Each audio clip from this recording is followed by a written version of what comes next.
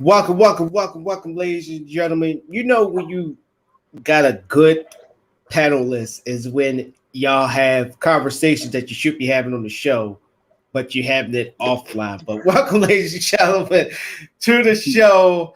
Hashtag Fade to Black. I am your host, Dalai Monte Morris, here with my guest, my confidant, my brah, B. Johnson. How you doing, man? Disclaimer. Uh-oh. There's no need for me to do a subliminal liquor ad for the show because I'm already drunk. So excuse my openness, my unabashedness, and my somewhat slurred southern approach. Other than that, how you doing? Hey, great. Oh, snap. Facebook just for my comments that I just wrote. I'll talk about it on my opening statement. Beast Shot. You know what? Actually, Beast Shot, you started last time. I'm gonna start this time. So, ladies and gentlemen, let's go jump into our opening statements. This is crazy. This is funny. I can't wait to talk about this.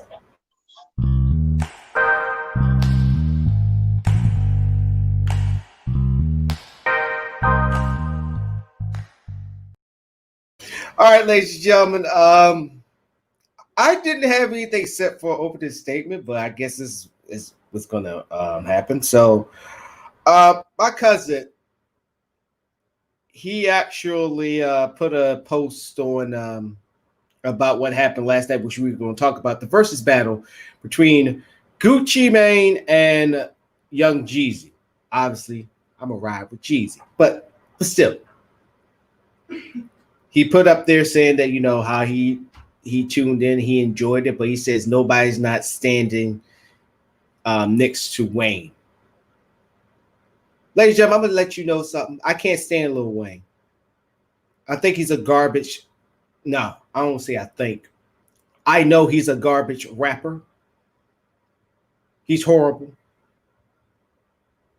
I think he is the example and the epitome of Black people's bad side, and that corporate America loves that because it makes them millions and millions of dollars. Well, I won't say millions of dollars, makes Lil Wayne millions of dollars, but makes them billions of dollars. So that is one of the biggest reasons why I don't and can't stand Lil Wayne. So I'm gonna tell you the comment that I put. Hey, how you doing? How you doing? So the comment that I put for him, and this is all just a good fun, my cousin. I put, you mean coon ass Trump loving Wayne? I never liked him, even as a rapper. Andre 3000, if he stayed solo, would mop the floor with Wayne. Now, a lot of y'all on the surface would be like, oh, you mean Andre 3000 that was with Big Boy Outkast? Andre 3000? Oh, Lil Wayne will destroy them.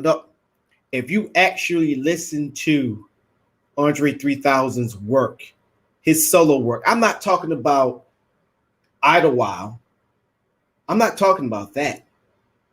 But actually listen to his hardcore, I won't say hardcore, but like when he's actually rapping and actually listen to the lyricists, how he can really build up on words, connect them, make them flow.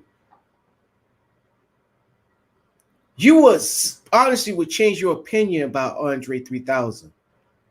You would see Andre 3000 beyond Outkast. So, as I'm going to show you right here, Facebook, if it wants to come to focus, they literally said that comment does not go for their, it's hate speech. So this is what it actually says. Your comment goes against our community standards on hate speech. No one else can see your comment. We have these standards because we want discussions on the Facebook to be respectful. Really, Facebook? Really? What in the world is that saying hate speech? Please, anybody who's watching the show that's listening to me right now, does that comment has anything saying anything hateful in it? I think the only thing that will offend people is the Trump part. But that's not hate speech. Facebook, y'all got one fucking job. One. Would never come close to a no. And thank you for agreeing with me. But does any of that comes to hate speech? I didn't threaten Lil Wayne, or I didn't even threaten my own cousin. Facebook, fix your shit. Fix your fucking shit. You still got freaking right-wing nutbags that sit up on this fucking thing getting millions of damn views. And you got people that look like me that's probably got more skin in the game than I do that still get at least 100,000 views. Unless they doing some dancing or doing something crazy. And you worried about this? Facebook, do better. Bad enough that you got my confidant who's going to be up after me. Y'all still flag his damn music. And it's his music. Universal don't have no rights to it. Freaking BMG don't have no rights to it. Capitol Records don't have no rights to it. And the list goes on and on. You kidding me right now? That's hate speech. Facebook, do better. Get better. Bad enough that y'all barely diverse in y'all freaking workplace. Yeah, I called y'all out on it. How many black folks y'all got working for y'all? Not only just working for y'all, how many of them are actually the movers and the shakers within your company that's in the top liaison of Facebook? That is sitting there with Mark Zuckerberg making all the decisions. You'd be lucky to at least see one. And if you see one, I guarantee they don't do that much. So Facebook, it's not even do better. Get better. Because this right here, it's not even the move. And hopefully, another social media comes up and actually care about the people that is on their platform. And with that, each y'all take it away. Excuse me if I'm doing this sense of smoking. I'm trying to sober up. I'll let the ironic nature of that statement sink in with people watching. He's smoking weed to sober up from drinking. Don't you judge me. I am a disciple of the Keith Richards School of Debauchery. But to answer my fellow cohort's question as to why he was flagged, since we're speaking of music, in a devil's advocate manner, it's because you use the word C-O-O-N. Call him a coon. C-O-O-N.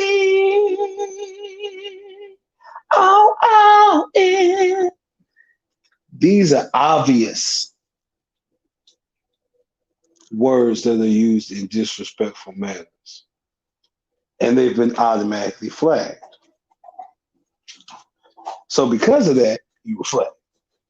And your comment was taken over. So to avert that type of situation, we must do what I said before and actually study words. Read. Many lyricists will attribute to what I've said because many great lyricists has done it themselves. Just read the fucking dictionary. Read the thesaurus. Actually understand what the words you use mean, no matter how big or small. Especially the thesaurus. Essentially the thesaurus. The reason why is because many words you want to use but can't. There are other more eloquent words with more articulate fashions that all gussied up and made purdy like the pig they are still mean the same word you want to say. I go back to example. Instead of saying I'm going to shit on you,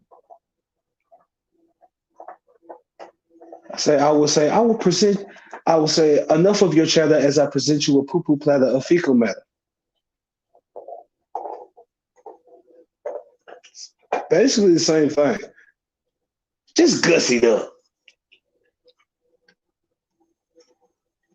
So if you feel, especially in this oversensitive era, we definitely have to switch up our attempts. Because myself am brutally and bluntly honest, like the most barbaric of Viking weaponry. And that's not deemed very positive in today's society. But the truth ain't supposed to fucking be positive nor negative. It's supposed to be fucking truth. It's supposed to hit you at your goddamn core. So with that being said, I have to change up my wording a lot of times when presenting that truth to individuals. And I would suggest that any and everyone that take more effort of that. If you want a good example, look at the movie Hook. Y'all may think I'm drunk and high and rambling on it, but the way in which they insulted each other, very clever, very wordy. But when you really think about what the fuck they just called them, it's like, I'd rather you just call me a piece of shit. You call me say some shit like I call you a one-eyed, one-cell, paramecium, fossilized and petrified dinosaur dung. Why would you take the time to say that to a person when you could have easily just said, you ain't shit, bitch? But you can't get away with saying, you ain't shit, bitch. So you gotta get a little more eloquent. I hope you understand the point I'm trying to convey. With that rambling, I yield the floor. Let's start the show. Gombe.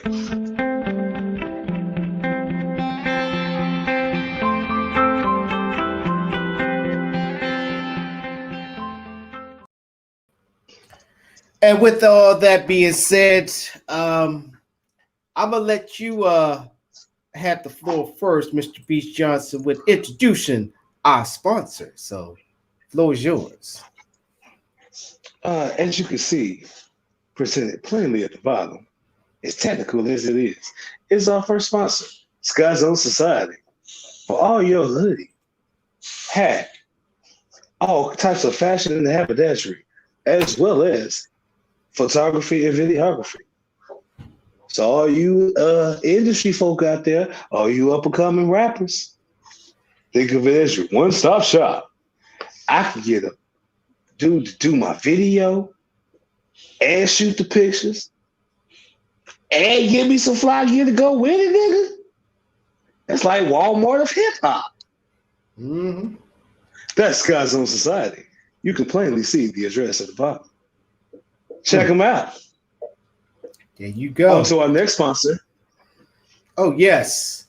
Here in Washington, the only black popcorn company in existence, ladies and gentlemen, in existence, with all the flavors of. Let me go ahead and show you. Call that nigga Jebediah Rettenbacher. Mm-hmm. I had to think of the pronunciation. Great popcorn right here. Real Cheddar Boy Popcorn.com. Real Cheddar Boy Popcorn.com. You can see it strolling at your bottom with over 12 flavors. And not to mention, open up 5 new spots in 5 different states. Once again, congratulations, Mr. Jones. See, that's called franchising. Franchising, ladies and gentlemen. Once again, if you want to get your hands and enjoy a good snack on some good old popcorn, I ain't talking about that old grandma canned popcorn that you be getting from the store and all that stuff, or the one that been sitting there for months. I'm talking about that good, wholesome popcorn where you can sit back, relax, and enjoy your good old game. The cream corn of popcorn. More pleasure for your measure. As you can tell, the only popcorn business in all of Washington State. The state, not just where, not DC. We ain't talking DC. Washington State. As well as branched out to 5 other states. They looking really good on the spade hand right now. That's all I'm saying. They running things. RealCheddarBoyPopcorn.com, ladies and gentlemen. Go visit them right now and get your popcorn today. Speaking of that, let's talk about this versus. Let's go ahead and let's talk about that, because me watching, I won't say I watched the highlights, but I watched, from the, I won't say middle to the end, but I did caught a big chunk coming to the end just to see those two. Because you remember back in the, I would say, 2008, 2009? In the inception, let's keep it real. Both of their inceptions is linked together. Like, there's a lot of personal camaraderie and tension and rivalry amongst them two. That's why it was such a hype about it. Just the fact that these are two, just on the outside looking in, 2 rappers who over a decade at least ago were on the same track, initially bringing their attention to the world. And then right after that, were embroiled in classic style beef because bodies were found. And Southern beef is different from Northern beef. We don't do drive-bys. Niggas try to run up in your house. Niggas try to set you up with the honey pot. That's when they use a bitch to get your ass vulnerable. And then also, let's put West Coast up in that too. Extremely different. No. West Coast is West Coast, because West Coast is a combination of New York and Southern. If you think about their tactics, they more in line with Southern tactics because most of their lineage comes back from Southern states.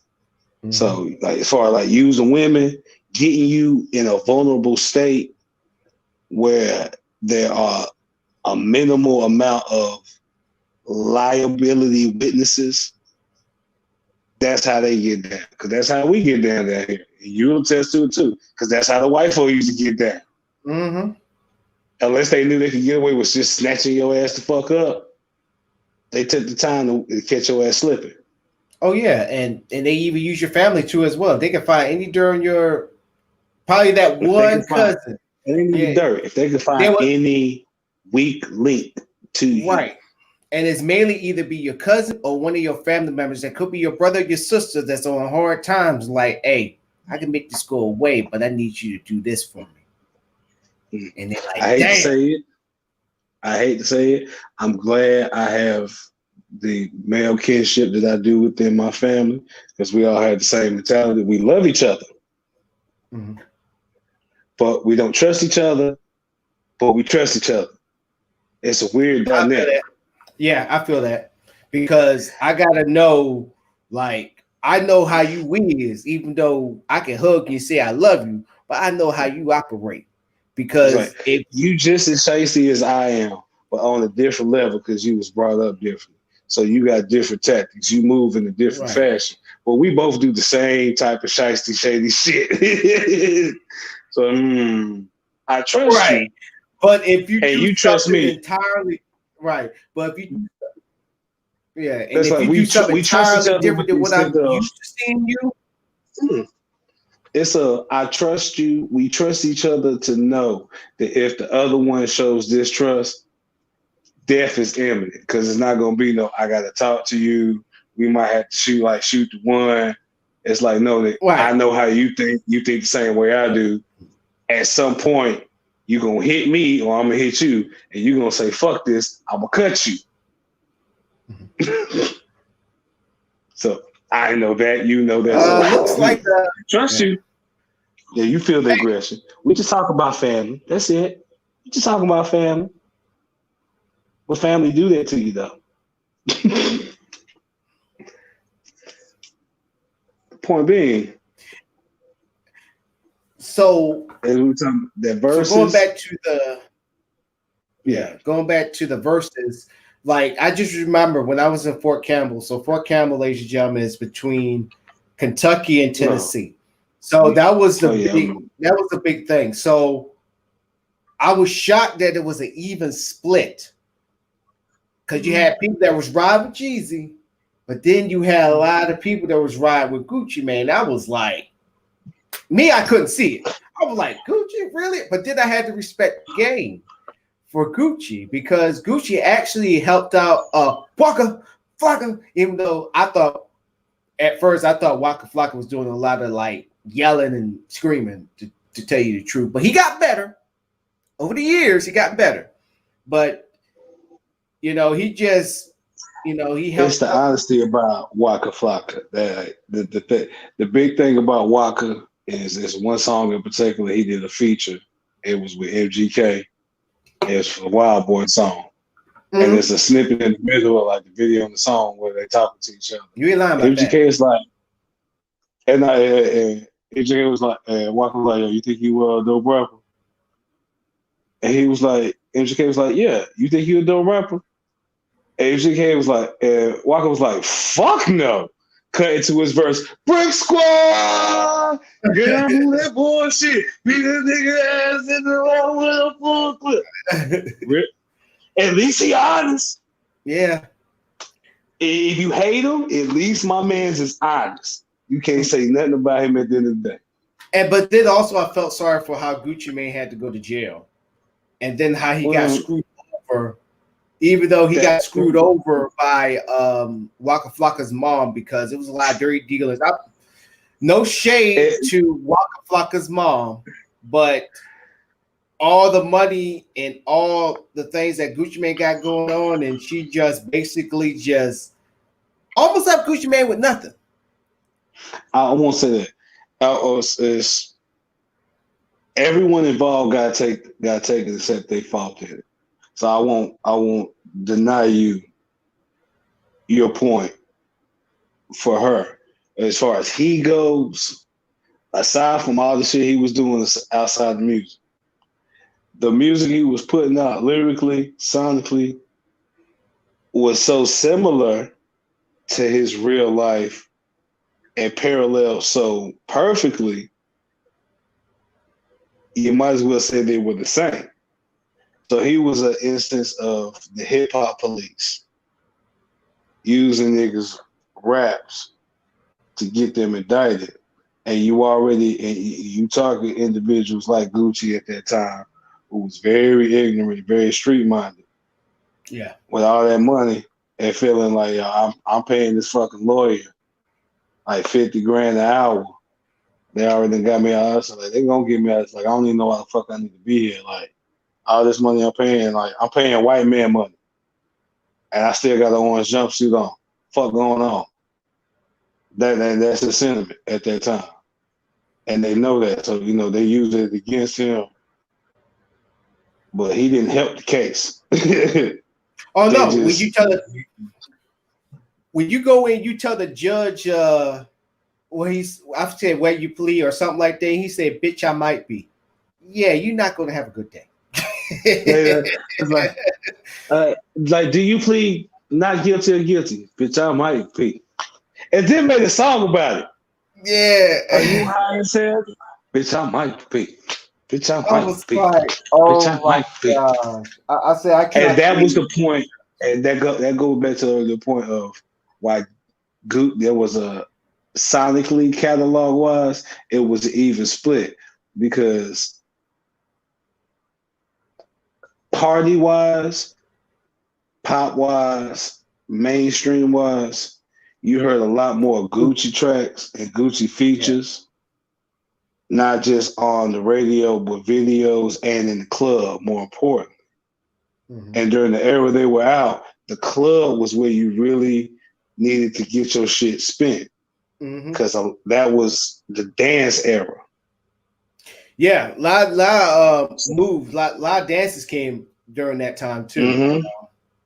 So you had to make sure your shit was danceable enough to get in those dance-like environments. primarily clubs, but clubs and all club adjacent activities and events and venues.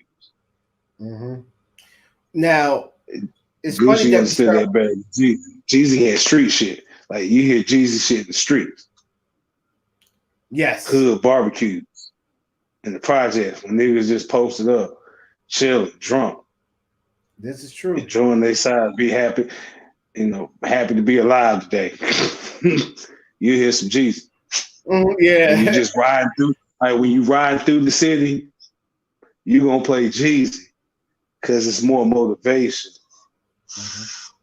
And the shit Trump. he's saying has, like, he being honest with the shit he's saying. Yeah, I sold dope. I was selling dope at these prices. He wasn't being wholeheartedly honest because you know you was raising your children to be right. But that's Like, kind of expected. But your content of what you're saying, promoting, like you literally telling niggas trap or die. mhm. And that was that And bred a what was that? mentality and culture within society. So what about that one big hit mixtape that he came up with, Trappin' Ain't Dead, Thug Motivation. That Oh, right thermal there one, killed. yeah. That killed the summer. I'll give a damn what I anybody mean, says. yeah, That killed the summer. but like I That, said, that both of them had that ebb and flow with their career. That's why it was a good balance. And there was a mm-hmm. lot of personal involved with it. The best comment I saw from the whole show was just like, someone was like, I don't care who won. I was just happy that Gucci Man got to basically perform his Jeezy diss tracks to Jeezy face while millions of people watching. Like, let's think about the context of this.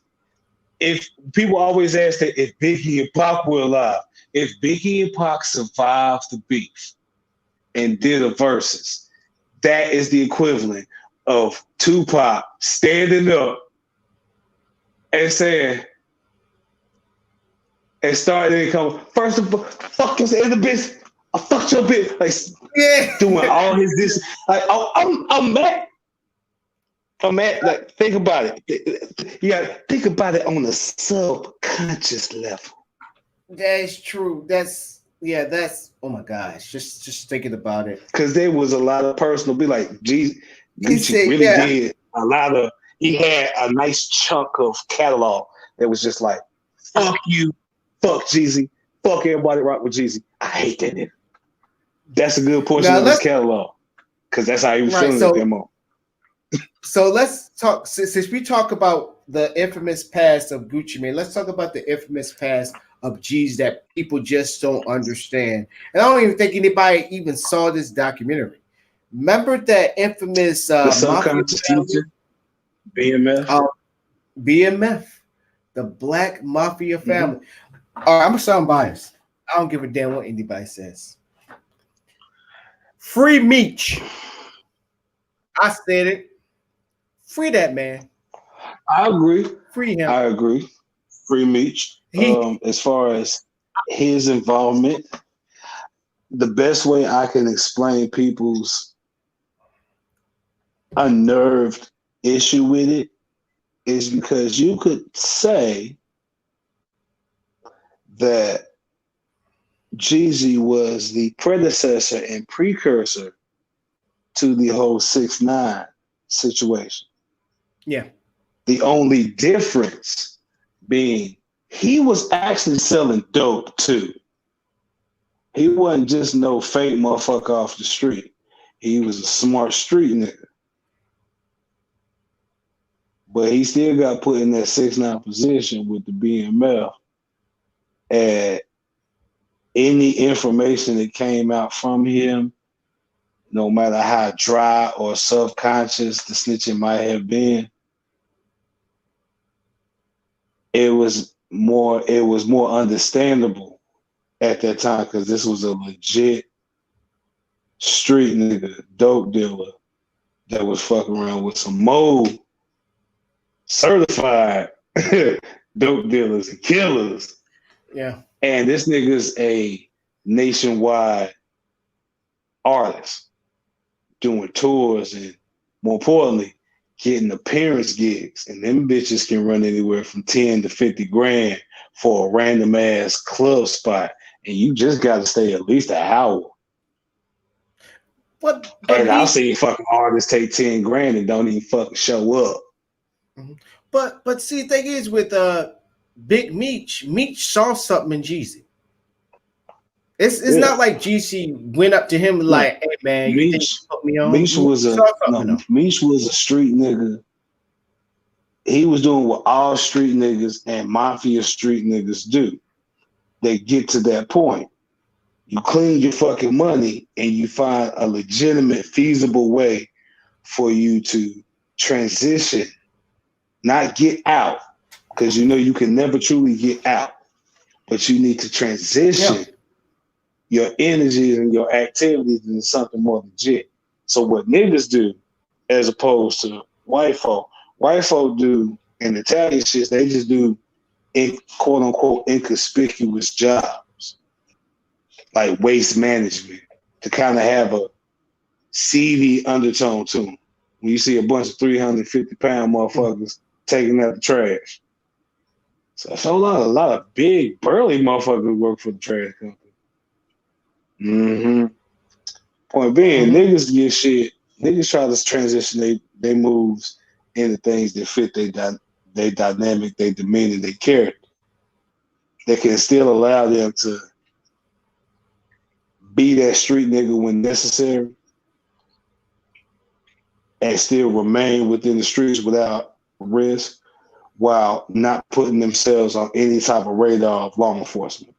It did also what also messed up Big Meech was that he was very rash and his ego took over. Like if anybody watched the documentary, where he would intimidate people to the point of where he become Mr. Untouchable. Not only just that, so let's just say if you and your girl was out for that night and his crew just come on in, either him or one of his boys can literally go up to you and be like, "Yo, I'm taking your girl home tonight," and if you don't like it, you get stomped out. Well, see, it wasn't just him. It wasn't just him. It was the entire organization. Yeah, just how the organization. They would just go in and just literally take over. So if you Jeezy had a moment like that down here. Oh, really? And please do tell. Yeah, it was the whole situation goes. It was a girl's birthday party, and Jeezy happened to be at the same club after the show. And one of the radio personalities was friends with the girl for the birthday from the local affiliate. And it was basically on the tip of, "Bitch, we here, you better play our shit." Because at that time, it was Jeezy. You still had the Boys in the Hood songs, and you had the USDA, his little group. Oh, shit. So like they pretty much came over Debo, the VIP, and the stage, and the radio personality was doing hosting as well. So he's trying to shout out the girl because it's her birthday and everything. And it's pretty like, "Oh, fuck her birthday, bitch! I'm Jeezy." It was not received or perceived very well. And for a good little moment, he lost a lot of not just in North Carolina, like amongst the South, because the shit got out. So once it got to Atlanta, or what the fuck he did, then Atlanta really hit his ass. Because you literally had people on the radio station playing his music, because we still had CDs at the time. And for those young people that are watching, a CD is a compact disc. Before the ages of MP3s, where that was the eternal storage, we actually only put a maximum of maybe 10 to 20 songs, depending on the length. Because that was the key point. We didn't go by data bit, we went by the length of the song. Each CD could only hold maybe 60 minutes of music. So those CDs, which people that played, were actually on the radio playing. You would hear them play the song, and you would hear it be ejected. You would hear the window. You would hear the highway, and you hear that ever so as they chuck that bitch down the highway. This wasn't just in Greensboro. This was all throughout North Carolina, as well as down in Atlanta and Georgia. And wow, I never heard that story. I'm kind of surprised. Because after about, I say about the summer, so I say maybe a strong 4 to 5 months of it hurting his pockets. The next time he feasibly could bring his ass back in this area, he brought his ass back in this area, and he made peace with him. He got shit right. Went on the radio, did the whole PR promo thing, linked up with the niggas behind closed doors because he knew as a hood nigga, I can't just do this shit for show. Like, I really fucked up on the hood tip. So I gotta make my repentance known on and off the books. And one of the things with me being part of the South, that y'all in North Carolina, y'all bang hard. Like, for real. y'all bang forget. So underrated, because I like in Memphis. Now Memphis, they bang. I'm not even gonna underrate Virginia. Virginia bang hard too. Atlanta. I've been to Atlanta. They bang hard. They crazy. Them boys. North Carolina is just a whole nother spectrum of its own. So if you mess up with them, or you do anything wrong on their turf, not to mention number one, you messed up the country bumpkins. Number two, they can come up with some very creative ideas and ways to make it like living hell. Even just a stare, even just a look, you know that you fucked up. I mean, it will make the look that your mama give you when you know that you fucked up seem like she's just playing with you. That look. But I'm gonna let you go ahead and explain more further. Well, I can only speak for my particular lineage of Carolina boys, but to give you a proper example of how we South Carolina, North Carolina boys get down. My freshman year, I lived in a dorm room with 3 other individuals, all from Connecticut. 2 of them from the same city, same high school. So this is a racist joke. 4 people, 2 blacks, 1 white, and a Mexican. That's a mixture. Yeah, sound like a racist joke is on his way, don't it? Yes. And just for fun, we would just get into racial arguments. That sounded like we was at the point of blows. We would purposely open the door. And just like, no, I'm just tired of your shit. Fuck you. I'm tired of you motherfucking Connecticut boys always coming fucking with me. Point being, we actually got into an argument one day. And my black roommate thought he was going to do something because he's from Bridgeport. And I laughed in his face and said, you wonder where people from, bitch, I'm from Greensboro. Let me slide back up. We don't want no parts of this.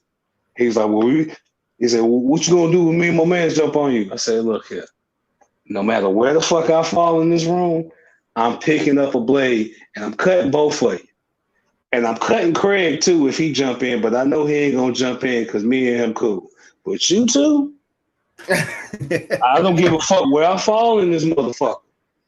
I'm pulling the blade up and I'm cutting both of you. He said, you ain't got no blades. And I proceeded to go through the entire room. Which had 2 bunk beds. Only one of them set up. The other one set apart. One against the wall by the door. The other against the opposing wall. 4 dressers and 4 closet style joints. And I proceeded to go through specifically each one of their areas and pull out either a box cutter, small one, box cutter extended, small Bowie knife, hunting knife, little quick blade. And what really fucked them up was when I went up under his bed and pulled two of them out, one from opposing ends. And so, as I said, don't worry about where they go now because y'all leave every weekend. So I switch them up. So no matter if you find one, it won't be in the same place twice.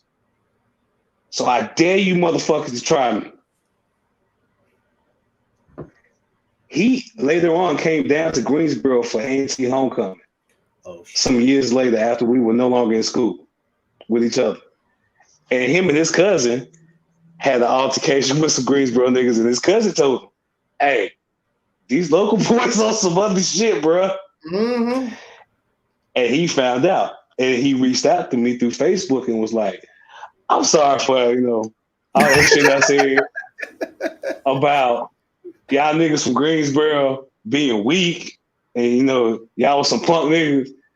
He was like, yo, my cousin go to A&T and I came down there with him for homecoming. Y'all motherfuckers crazy. I told you. I mean, this is you are. Y'all forget something.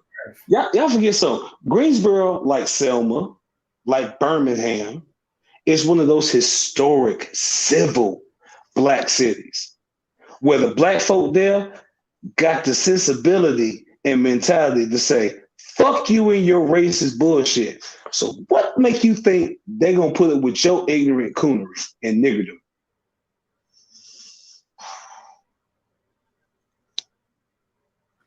Ain't that something? But yeah, let's please go back to yeah, please leave a comment for real. Yes. So let's go back to the verses. So diss tracks where Jeezy, it looked like it didn't phase him, and a lot of people saying that he should have said something. And I'm happy that Jeezy didn't say anything because let's be honest. Gucci Mane is what? How many years apart from him coming back out of prison? A year, right? Or at least going on. When we just talk about places in life, their connection is severely separated by a mass amount of distance. There's almost an ascension arc when you try to connect them from Gucci to Jeezy. Like Jeezy has really put himself in a situation off the record being music where he's getting that white man money, that Jay-Z money, that structured business money. Whether his name is on there or not, he got a check coming care of to him. And that's all that really matters when it comes to business. My name don't have to be on the business, but as long as I'm guaranteed a percentage or get my money automatically assured a check care of or a check with me, I'm good. So that's where he's at. Like you said, Gucci's just coming out of prison. He's still in the establishing, he's still in the he's in the position of reestablishing and elevating his position prior to him going in. Because prior to him going in, he was really getting that mainstream love. Yeah. I with the Gucci. So that's really why Jeezy wasn't like feeling it, like phased by it. Like and really like why am I gonna be phased about some shit that was said years ago? Yeah, said years ago. Neither one of us feel any way about. Right. Like, and a lot of people, I know you don't feel that way about me now. You know you don't feel that way about that. So it's whatever. Right. Because I think people went too hard at Jesus and said, "You gonna let that go" and all that stuff. I'm happy Jesus didn't say anything because number one, it showed maturity or maturity, as they would say now, and then number two, Maturity. man, I got all this money. I got just recently got married to this fine lady that I got over here. Three, I got freaking so many damn deals. It's ridiculous. Four, if I want to, I can retire. I can retire right now and live comfortably for the rest of my life and going back to what you were saying, Beast, and still collect a paycheck for the rest of my life. He got a Forbes if I had, and he got kids. Right. He got kids. I call it the Forbes future. Not even kids. The way you say he got set up, I say it's the Forbes future because he set himself up to where the only time you see or hear his fucking name is in the Forbes 500. Yeah. So why should I worry about him bringing up diss tracks? And then also you got to look at it from Gucci's point of view too. I'm going to keep it real with you. This is the songs that I came up with. This is part of my catalog, so I'm just going to play it. But also for me too, I can retire even after leaving prison. My woman was holding it down, which I'm gonna shift gears a little bit. Yeah. Shout out that. Shouts out to her. So, no. Women, example. Yes. Example. And I want to put respect on her. I want to put some respect on her name. Not some, but a lot of respect on her name. Because a lot of motherfuckers out there, and it's mainly dudes, that came at her, sitting there saying, well, you know, she was probably getting some dick from somebody else and da-da-da. Who knows and who cares? Just know this. That woman went there. Right. That woman came, she stuck in freaking Gucci's side. Okay, no. How long was he in prison? He was in prison for, I think, a good 3. I'll look it up real quick. But go ahead. 3 to 5 years. 3 to 5 years. And she stuck with him. No matter, and you never know. Probably Gucci was like, hey, baby, I don't want you just to hold out on me. If you feel like you want to let some tension go on ahead. Yep. Go on ahead. He was right. I was just about to say the same thing. Yeah. A lot of brothers, especially brothers, is already done time, and they know they still out there and may run the risk of doing some more time. Mm-hmm. You know, you keep it a band with your lady that's in your life, especially if you really love her. I'll be honest, I told my old lady straight up, Lord forbid, if I do more than 5 years, do you, boo-boo? Yeah. If you continue to stay with me those 5 years, do you, just don't bring no babies or no diseases. Yep. And I keep it. If I'm doing more than 5 years in prison and you agree to stay with me, if you need to get your rocks off to keep your sensibility about you, I don't know if women have blue balls, but you know, when men get built up sexual tension, it actually becomes a physical pain. That's what blue balls is. Yes. Like it's the equivalent of holding your piss in for over 4 hours. It physically hurts. Mm-hmm. And if you don't release it, you're going to do some damage. Right. So I don't know what the female equivalent of it would be, but like I said, that type of length. Now, so whether she did or didn't, that's a street nigga. That's a hood nigga. I'm pretty sure he had that conversation with her, especially the depths of the shit he was doing. Right, but I know he had that conversation with her. Right, and then to add on to that too, even with like go ahead and knock your rocks off, but when I leave, when I come back home, you better cut that dude off or cut whatever you got going on off. Period. And so, but with that being said, put some respect on that woman's name. She held it down. She freaking kept all the royalties, kept the finances straight. And she visited him when he needed comfort. She was there when he needed her. And she held the fort down. I don't know what she did. What y'all say? Yeah, go ahead. For all the women that's talking shit about I can't get a man or these street niggas won't leave the streets and that do right by me. Do what she did. Yes. She showed this nigga while locked up. I got you in sickness and health, for richer or poorer, for free or incarcerated. I'm here. And the funny And when you thing come home, no, think about it. You go in, hey baby, hold this little bit of money to the side, till I come home. It was like just like 1, maybe 2 mil. Hold it down. So I'm expecting to come home 2 mil.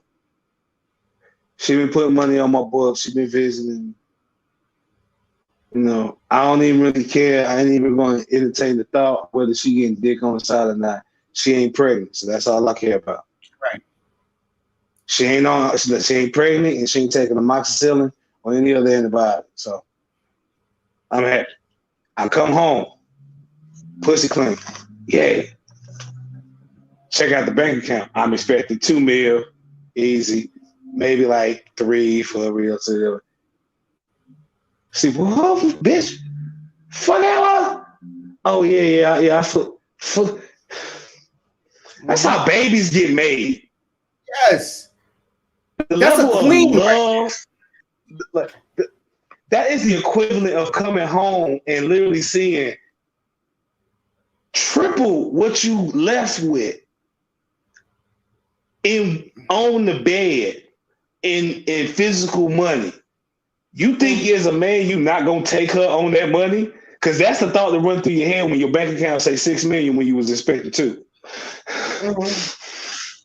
Telling you. I don't know whether to cry in your hands or ravish you on the floor like some fucking romantic novella. Like, right. Right. And you wonder why she got a ring. But see, right, and ladies, one thing you gotta understand: a queen is not your look; it's what you do. That's what a king and queen relationship is supposed to be. When he's running, well, like in the military, you already know this. So for anybody, I know, but Kerry, he's watching. He can contest to this. One thing, me and my girlfriend, this is the type of relationship we had. It will be a day where she's the commander, she's the 4-star general, I'm the sergeant major. In civilian terms, she's the president, I'm the vice president. She tells me, she commands, I want this, me, I make it happen. And then there are days where I'm the 4-star general and she is the sergeant major. I command, she makes it happen and she runs it. And that's how a relationship's supposed to go. Just like in the military, when one goes down, that next person's supposed to step up and do the damn job. Supposed to do it. Give you a better analogy for people. For her, I get the Obamas. Everybody loved them so much. Because because it's the same dynamic you just said, but on a relationship tip. She say some shit that need to get done. He go ahead and orchestrate the legislator to incorporate it within the nation. He feels some kind of way about some shit that he know as the president he can't say. She hop her ass on TV and speaks about it with the most eloquent of sisterhood sass that she could and can. Because she can do that. That's the dynamic. That's the balance. Yep. That's the ebb and flow, if you will. And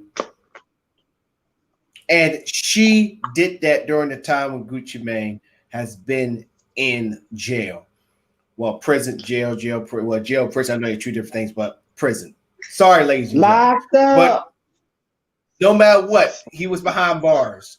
So at one time, I did not like Gucci Mane. He had some bangers at that time. He was an acquired taste. Right. But then I respected him much more when I found out about the situation that he was in. I'm going to show it for you real quick. Like, I respect what he was respected for what he went through. And then for him to come back, like everybody wants to see a comeback story, even when you don't like the person. It's good to see them standing right back in their own 2 feet. You could have hate the person beyond all in. They could have fucked you over, and you could have done the same to them, like, or at least tried. And you're like, man, I wish I could have did it. But then when you see that they really down and out, I ain't gonna lie, you get a little joy in that, like, yeah, you down now, how's it feel? But then when you start to see that they're not getting back up and that they're really hurt, you then start to feel it like, man, like, damn, like, shoot. Karma is already knocking at the door, already got their foot on their back. And just to see them just, start to get back on their feet, inside you root for them just a little bit. And then once you see them up on their own 2 feet, you can look that man in the eye or that woman in the eye and be like, I never liked you, but I respect that you are on your own 2 feet and that you up. I can't say I gotta give you your props and your respect. Well, what's up? The reason why I'm laughing is because you are laying out the exact thing I did to a family member growing up after my father died, that used my father's death and my mother's psychological vulnerability to fleece her of money for years. I mean, moments where the bitch knew we need to pay the rent and she hustled my mama rent money. So my mama had to go to my godmother's to make sure we still had a place. Thinking I ain't know about this shit. To the extent of claiming her youngest child had died and needed money to bury him. So the level of hatred that I had for this hoe, it's that it borders Tom and Jerry. Like, it's that type of hatred. I wish I had a pussy just so I have an excuse to just randomly punch you in the fucking face. Vice versa, I wish you were a dude so I could punch you in your fucking face. Whichever one can happen first, that's how I really feel like. Or third, I wish I had a really cool, bitter ass female cousin that would punch you in your fucking face. Right. But like you said, I saw that moment of rock bottom where I said to myself, like I said, damn. Even though I know she deserves it, she going through some shit right now. Mm-hmm. Like, there's no point for me to even feel the rage I feel right now looking at her. Like, it just subsided. Then years later, you see them and you finally get to the point where you can speak and they're doing better and got their shit together. They actually acknowledge to a degree of what they think you know. So you can move forward. Like I said, I don't have to like you. I don't have to respect you. But to know that you're in a better place now, I've made peace with it because I see that karma has done what it needed to do. And that moment was karma showing me that I exist. Mm-hmm. That anybody can get it. And karma is there to show you that revenge is not necessary. It's eventually going to come, just like the rain. You can have so many sunny days. Yeah, you can have so many sunny days and blue skies, but the rain is coming. Or nowadays is winter is coming. Or even if I flip it, like today, it just rained all day today, even though Washington's known for rain. But we all know that the sun is eventually going to come out. Sun's going to eventually come out. Like, we know when turns, you least expect it will happen. Everybody knows that the sun's going to come out as much as we know that the sun is going to set. Nighttime's going to fall. And so to see Gucci and Jeezy in the same room, in the same like event, same vicinity, That right there should be a lesson for all hood dudes out there, no matter from the It should be. No, north from it New should be a York. lesson on how beef should be handled. No matter the extent of that beef, peace can still be attained and Right. redemption from that peace on both parties. It doesn't matter if you're from the Midwest, from even here to Pacific North, all of the West Coast, to if you rep Houston, rep for Houston, to the H-Town, baby.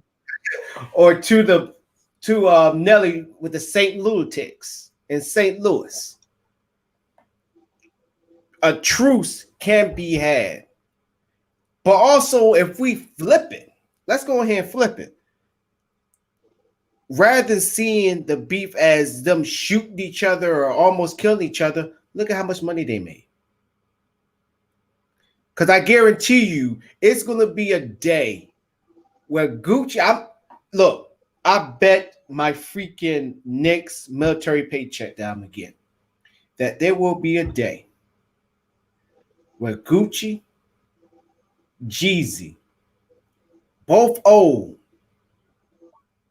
sitting and rocking. I'm not even gonna say rocking chairs. You know, big pimping. No, one of them. Y'all gonna see that old school picture. Y'all gonna see that meme. Want to feel old? And it's gonna be a 60-year-old or 60, 70 plus year old Gucci and Jeezy still looking good for their age. Enough for you to instantly be like, Gucci? Mm-hmm. They going, yeah. Jeezy? They going, holy shit, Jeezy! Holy shit! They gonna be That's what you're gonna see. They gonna either go one of the two gonna visit each other houses. They're not gonna be in no mutual area. They gonna meet each other houses. You know, either it's gonna be Gucci's wife or it's gonna be Jeezy's wife. Open the door like, hey, he's in the other room waiting for you, sitting in the back, having some hen, smoking on a blunt. Like, man, you know the time when you say all those things and all that stuff and how much money you made me? I'm telling you it's going to happen. Like, I could imagine if not James Brown. It's like saying if Michael Jackson and Prince were still alive today, that you cannot tell me that if the chance showed itself, that would be that the you would first see Prince pay-per-view versus. Right. You're not gonna sit there going to tell me that they're gonna have a versus one, and then two later down the road after that Prince ain't gonna be visiting Michael Jackson at Neverland Ranch to Michael Jackson going to Paisley Park. Imagine, ladies and gentlemen, just sit back what they'll do if them two being the gentleman rivals that they were spoken of in the actual interaction in the industry in their heyday, they would be the assholes to wait well into the twilight of see the reason why. They will wait well into the twilight of their careers where they ain't need to perform the song in over 2-3 decades. Do the verses with so much sass and side eye from both of them. I can see that. And then after the verses, these motherfuckers drop. Oh yeah, I just like to announce to the world. Do you want to do it? Well, we've always been the greatest of collaborators, and we want to release a song that we did. What year was it, Michael? I believe it was 85. That statement alone and the comments of it was like a shotgun to the head. Hold on, you mean to tell me you motherfuckers did a song back in 1985 and didn't tell the yeah. Everybody would just play it, please. Please. It drops at midnight. At midnight, that site was fucking shut down. The first at midnight on the dot, it was shut down. Why? The whole world tried to download it at the same time. Instagram will be shut down, literally. Like I said, that will be the first pay-per-view versus shot with drones and helicopters, old school 1990 style, because both these motherfuckers is big budget. They have the crane cameras in there as well. Like, it will be so much fucking production just for both of these niggas to sit there in thrones and side-eye sass look each other. Hey, I want you to read that comment from my boy Billingsley. I think he said he's clowning, but he's right. That's true. But you know what? You brought up a real great emphasis / great point. With this versus out the way, because it was historical anyway. Because this has been a big definitely was. For anybody who was around in the 2007 through 2010 time, you know how big this versus was. These niggas got you knew how it was. So niggas with the court. So niggas had to use government names. That's how real this beef was. Niggas had to use government names under oath. So what do you think is going to be the next historical versus battle that everybody wants to see right now? The next one that's slated. I say slated because it's put into the social conscious. Is Outkast versus Tribe Called Quest. Woo! I say I agree with Homo. I was like, that don't work. I said, nah, you gotta listen to it. It's not from a setup. We're looking at catalogs here. All these verses are set by catalogs. So the catalogs have to complement each other by the bulk of the standards to have a sufficient verses.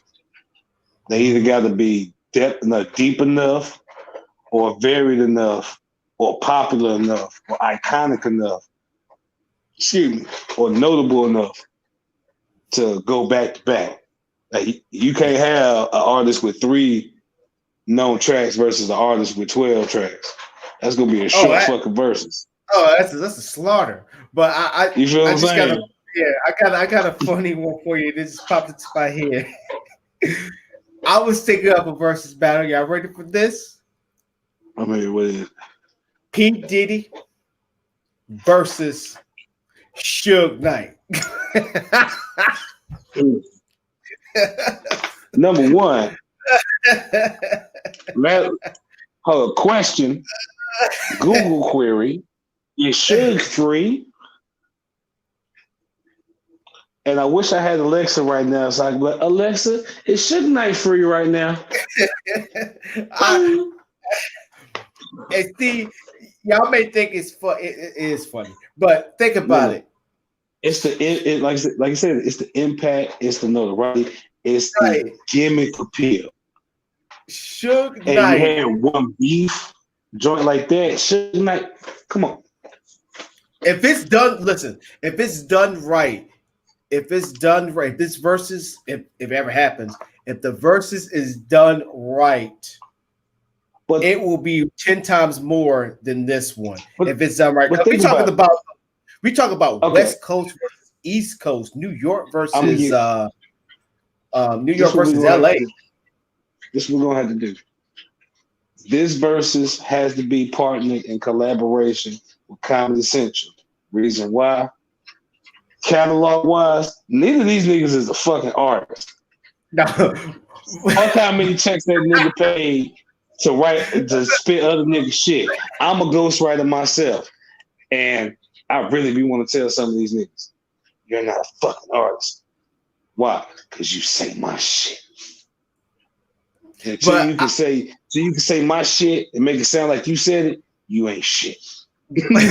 Point being, Comedy Central, it have to be like a versus roast where you get all their artists and all their former artists to come out and pretty much just kind of roast them on a personal tip while trying to figure out who fucked who over worse in the game, Suge or Diddy.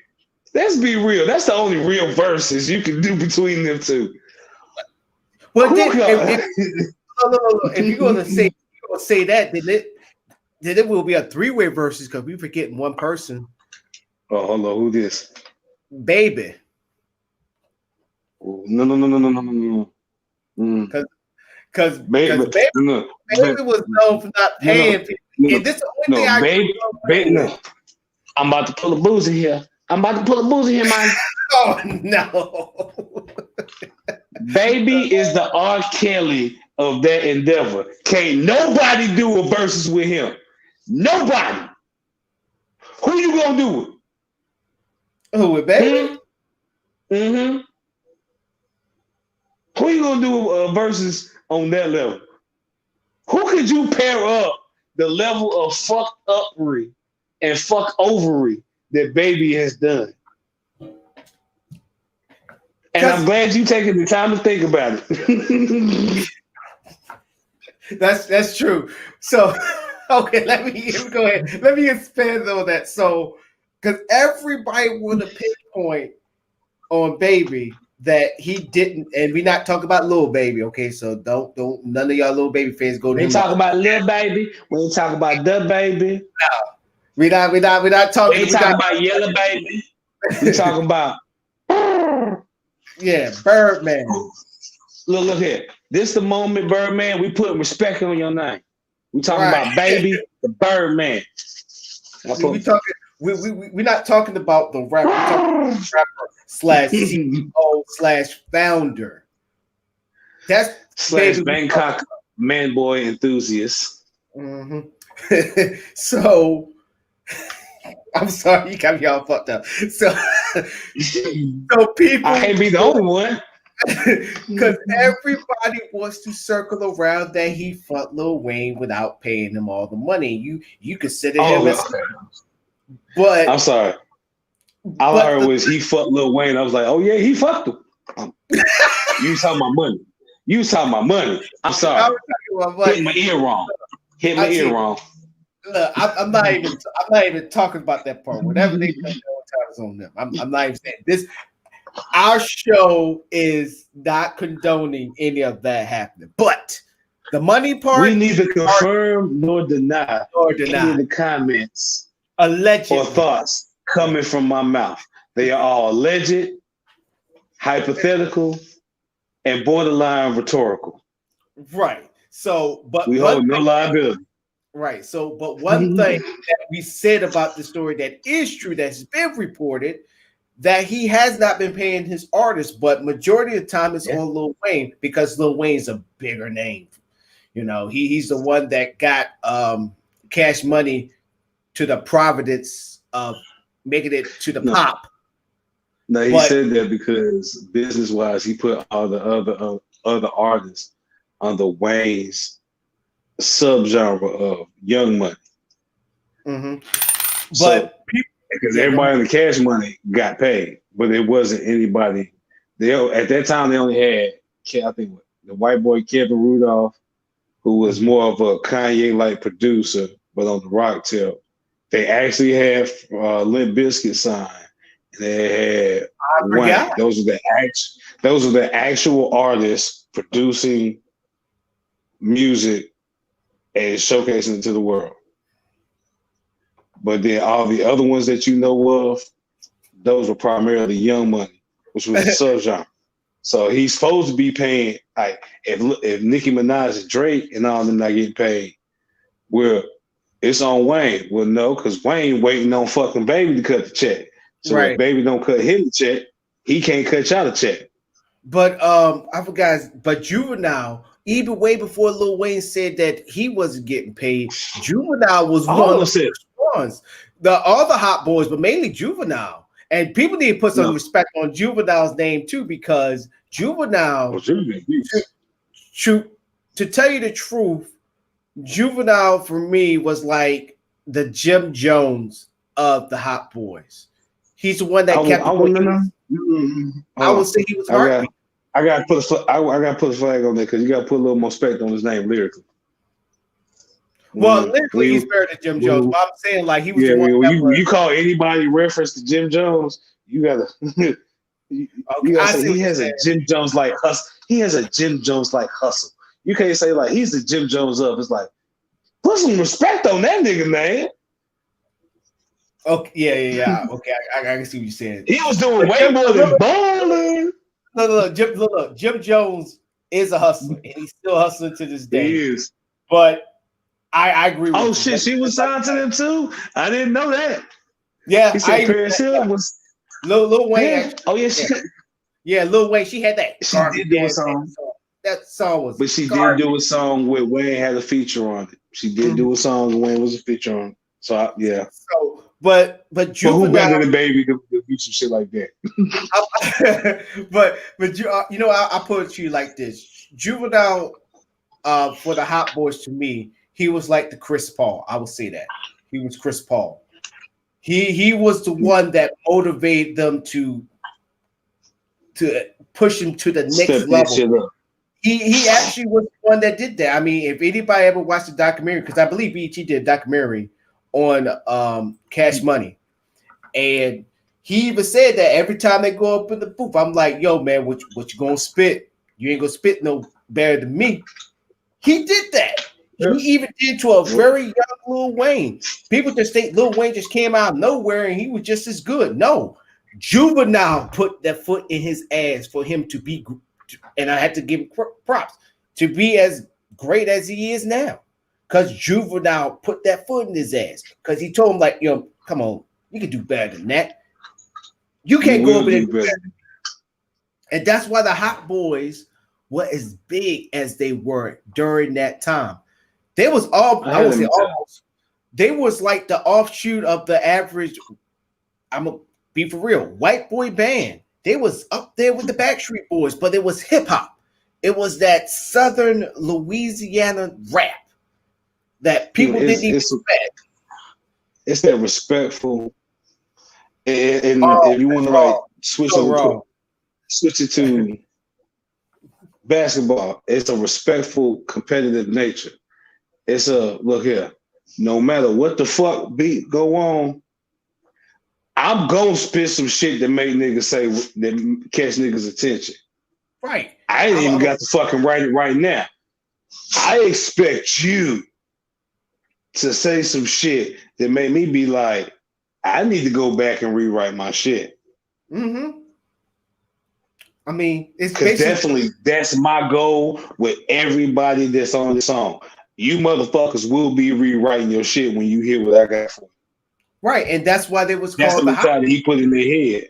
Yeah, and that's why they was called the Hot Boys, because they always be spitting something hot. And he was one of the first ones, not the first one, he was the first one to sit there saying, we got this hot ass. You got the block on fire, man, Jason. To the morning was fire, you know what it did. And he's like, I was the one that was pushing these guys to whether your future proteges has been holding the flag for Cash Money, and you're not paying me, even when I will on my solo shit and bringing in millions, not a million, millions, and you not paying me, and that's why he left. And then what was even worse. Manny Fresh. Oh my gosh, Manny Fresh is so underrated with his freaking beats. So underrated. People need to put respect. He's not spoken in the Dr. Dre's. Yeah, in the company that he should. Or even freaking DJ Khaled. I'm gonna put some respect on DJ Khaled's name too. You don't even hear it. Okay. See, here's the thing about Khaled. Khaled's not the actual producer. Khaled is a P. Diddy producer, wherein he has an innate, adept ear for music and for sound structure and for song structure, but he does not have the technical expertise to produce it himself. It's a gap, and many people do have that. where you have the talent here, but you don't really have the wiring necessary to get it out here. Right, I got you. You can If be you can at booked. least, yeah, but if you can at least get it out your mouth in a manner that everybody can understand, then you can still do the same thing. It's like you have the book smarts, but when you actually want to do it, kind of like I'm sorry, You don't have that first hand. You don't have the first hand. Like the military with the officers. I know Billingsley and McCary can concur. They could just command us to do it, but they can't do it themselves because they read in the book. But other than that, y'all heard that. Y'all heard it from God, so y'all hear that from me. But Manny Fresh, when they had the fallout, because Manny Fresh was like, "You're not paying me either," and both of us, we sit there. I'm making these beats for y'all. And then me and you are on the same track, number ones, and I'm not getting paid. How you not gonna pay me, nigga? How you not gonna pay me for a song I made for us? Right. I made the beat. Only thing you had to do was lay down a hot, No. This is how shicey this motherfucker is. When you talk about respect to Manny Fresh, how the fuck you gonna not pay me for a song I made the beat for and most likely wrote the goddamn lyrics for? Because Baby don't write. No. And come to find out, Manny was kind of a mix of Scarface and Kanye on the pen game. Like he could easily spit it his damn self, but he would just write shit and put other niggas on there. So Still Fly, those are pretty much all his lyrics, and Baby just spit certain verses. Mm-hmm. And then when the split happened, when the streets heard, definitely in that area of New Orleans, because I knew No Limits was more of the Magnolian projects. I forgot what projects I forgot what it's called for not No Limit, but for Cash Money. But it was Uptown because they was all concerned about money, and they did a lot of flip flopping when it came to gang affiliation. And see, that's why nobody don't question about Lil Wayne, because Lil Wayne say I'm a blood, then next man I'm not blood. It's like, oh no, niggas question it, but when you understand your demographic and you focus all your attention and energy towards that demographic, as long as that demographic outweighs any negative opinion, it don't matter. Meaning, Lil Wayne's music has always been for the young crowd. Most motherfuckers, like, even if you had this conversation with somebody that was like 17 to 18, or about say good 12 to my 22, 23 maybe at that time, they would argue you to your fucking face to the point of fisticuffs that Wayne is the greatest rapper alive, and ain't shit you can tell them different. And if you got a problem, knuckle up, nigga. Basically, yeah. Basically. I mean, even so still long as you focus, he focused that energy there. So when people talk about he's not that good, he just this and that, there are so many folk in that demographic, and that demographic is a certain age range and a certain age mentality. You have to take that into account as well, because his age range is the teen to young adult range. 15 to 23. Up to there, you got 24 to 35. And on up. His ass, a lot of 24 to 35 and on up. And I say 24 to oldest I've seen that mentality, mid-40s, 45. Have the mentality of an 18 to 23-year-old demographic. And they attach to it and resonate with Wayne the same mentality as the young ones do. For whatever vicarious reason or subconscious reason they do. You understand that demographic, you understand that people, that sociological psychology behind it, Focus there. Fuck what everybody else got to say. Fuck if I got 30,000 people in the nation saying Beast Johnson ain't shit. I got 27 million just in this half of the nation. The things I'm pretty fucking goddamn nifty. Right. So fuck your 30,000, bitch. Right, and that's why that's why even when I give my critiques on Lil Wayne, I don't like Lil Wayne, can't stand Lil Wayne. Let me see, he had been the greatest for that group, yes, and still rock old school artists. I still, yeah, and see the thing is with me is I don't like Lil Wayne. I don't like Lil Wayne. I only like Lil Wayne when he actually says something. I actually don't like Lil Wayne even as a person. I'm not a particular fan of him myself. Of him as a person or as an artist, because when's the one time that Lil Wayne ever did an interview? And I know we're getting off of the Manny Fresh thing, and I just want to hear on this point, and I'm gonna jump back to that so we can head into the final thought. But tell me, have y'all ever had Lil Wayne have an actual interview, or at least have a conversation with somebody of high importance where he doesn't look like that he was drinking some lean or under the influence? Okay. Not everyone is eloquent and articulate in their functional self-medication.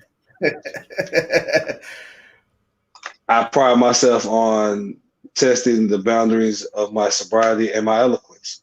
In other words, I like to get shit-faced drunk and see if I can recite Shakespeare or break down some scientific method that I don't fucking know shit about. To make somebody else know, make somebody else understand it.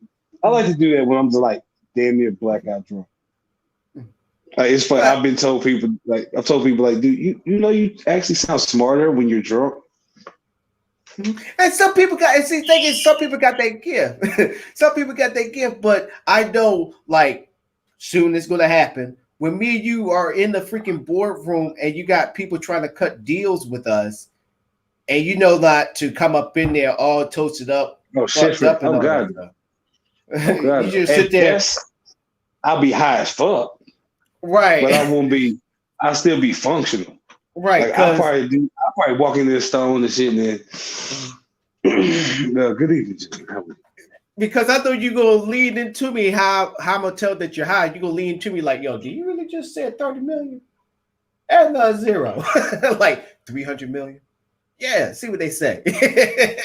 And that's when I know that you're high. But Lil Wayne, I would just give you the cue. Dave Chappelle, add a zero. I'm curious. 300 million. Excuse me. That's why I'm gonna purposely smoke. So wait to hear the response. Yeah, we'll do that.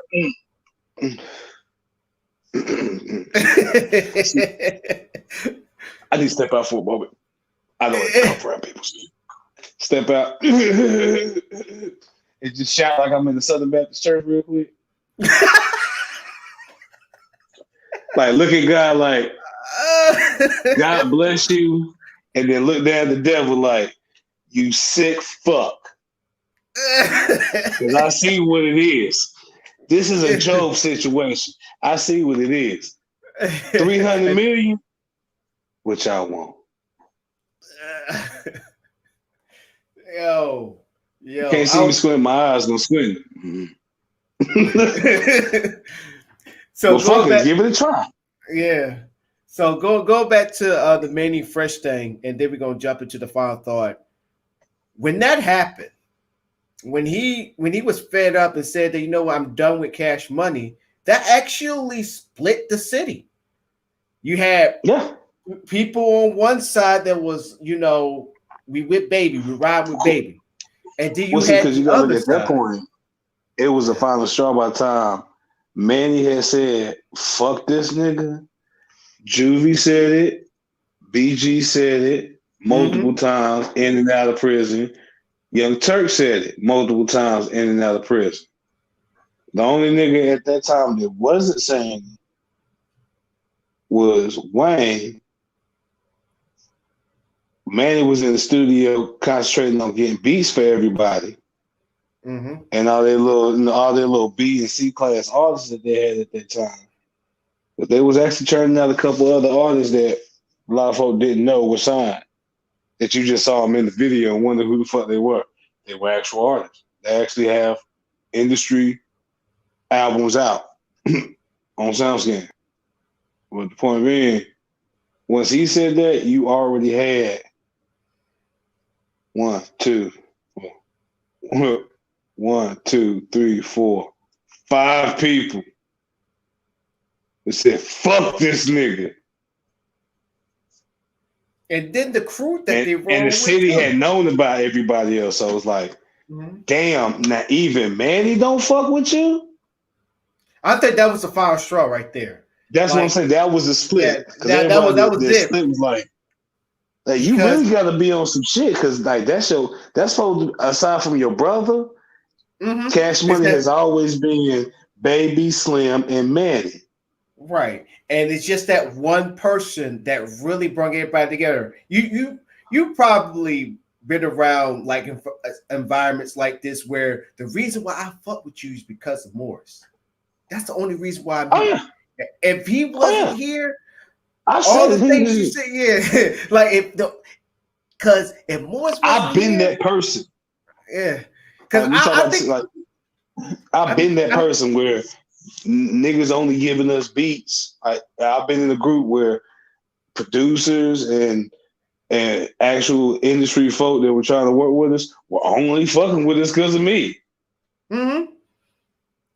Yeah, and I think it was a couple times I had to do it with a couple people too. Or I didn't say it to their face, but I told my homie, I said, "Look, dude, only reason why I'm here is because of you."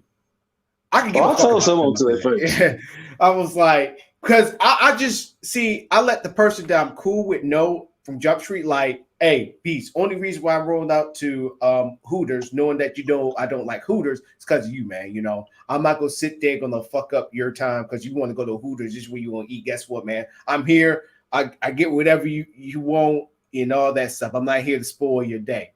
But let's say if we go into somebody's house and I let you know up front, and if they cross that line, that's why I'm definitely gonna tell them. I'll be like, look, only reason why I'm being respectful right now and I'm not putting something to muzzle on your ass is because of my boy here.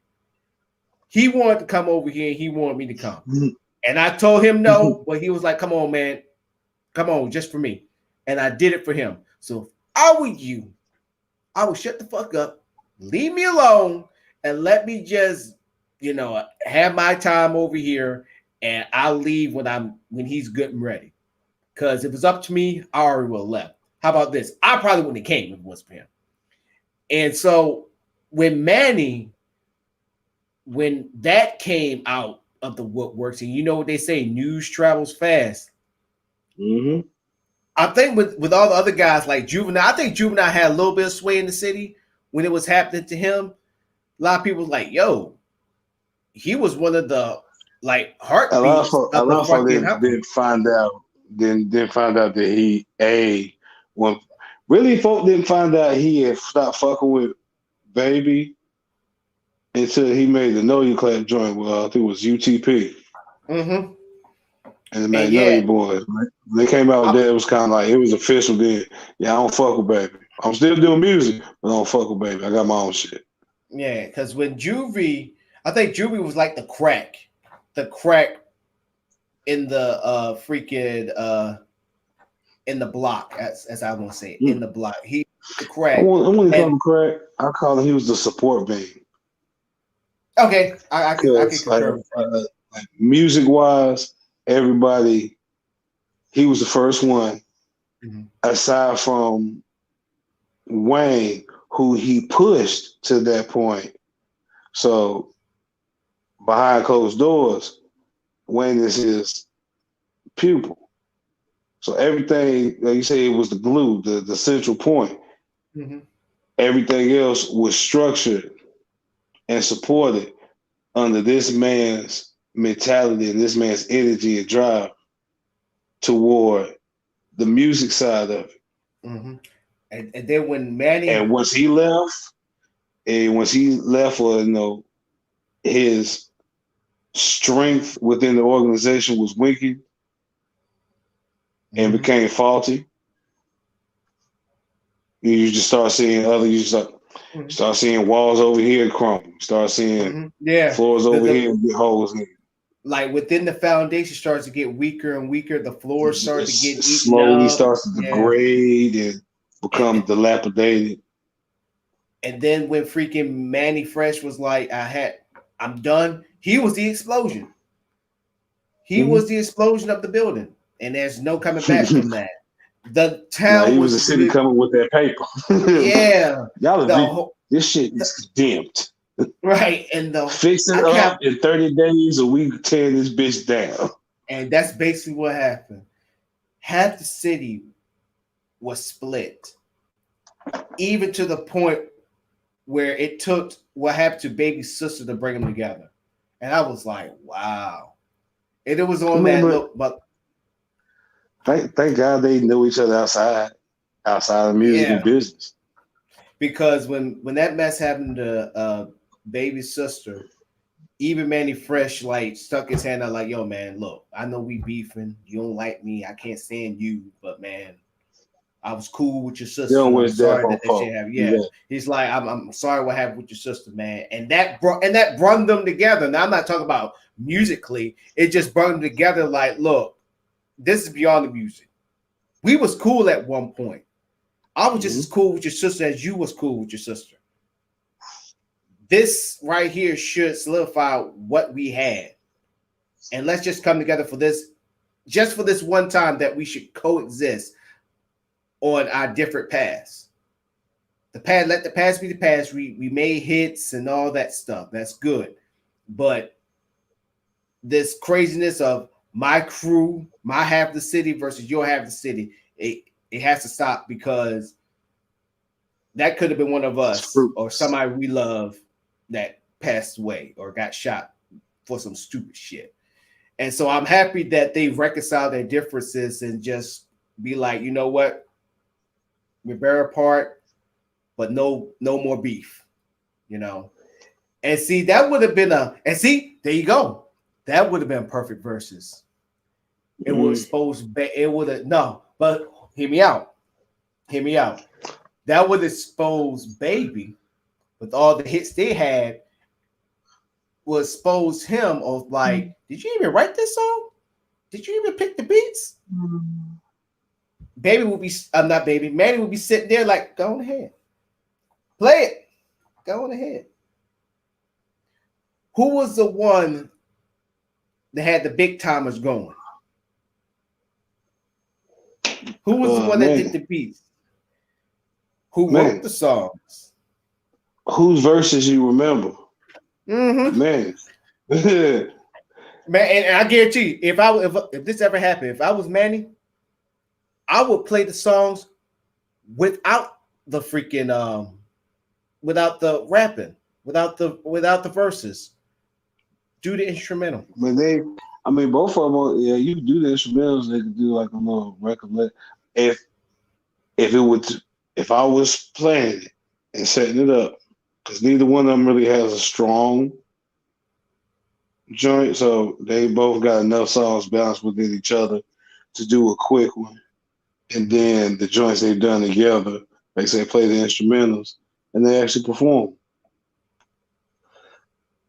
Mm. It'd be like a good 45. Maybe you can stretch it out to an hour and a half if you make niggas wait like Gucci and Jeezy did. Mm-hmm. And like I said, there's 8,000 people watching, and these niggas ain't even showed up. Y'all niggas just looking at two chairs. Basically. But they doing it like they, I can see that working out. Yeah. But going back to what you were saying about who can just out fuckery the other, right now, I think Baby is like the face of that now. It used to be Diddy, and then it was Diddy, then it was Shook Knight. So yeah. I'm thinking to myself too, like there's gotta be a like who's the fourth horseman of financial fuckery and in for the hip some hop game? and for some reason I want to bring up quality control, but that's they tight. That's family.